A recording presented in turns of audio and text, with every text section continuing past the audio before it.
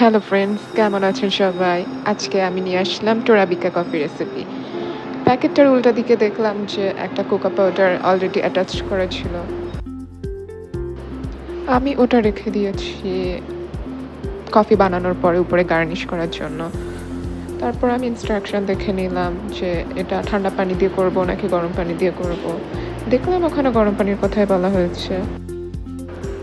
তো আমি একদিকে গরম পানি বসালাম, আরেকদিকে কাপ রেডি করলাম। প্যাকেটটা কেটে দেখলাম এখানে মোর দ্যান এনাফ কফি ছিল।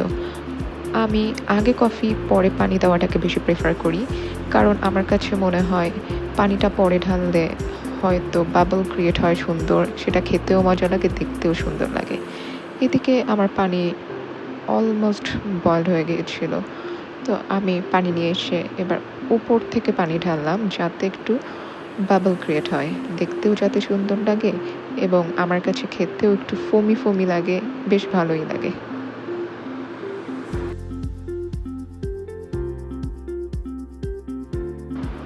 পানি ঢালার সঙ্গে সঙ্গেই বেশ ভালোভাবে নাড়িয়ে নিতে হবে, যেন কফিগুলো জমাট বেঁধে না থাকে। জমাট বেঁধে থাকলে খেতে কিন্তু একটুও ভালো লাগবে না। এরপর আমি সেই অ্যাটাচড কোকো পাউডারটা নিয়ে নিলাম উপরে গার্নিশ করার জন্য। উপরে হালকা করে একটু ছিটিয়ে দিলাম। দেখুন, দেখতে কিন্তু বেশ সুন্দর লাগছে। লুকটা তো পুরাই বদলে গেছে। আমার কফি বানানো ready. Now let's enjoy it. কফিটা খেতে আমার যথেষ্ট হালকা লেগেছে। ইন মাই ওপিনিয়ন আর একটু কড়া হলে মনে হয় খুবই ভালো হতো।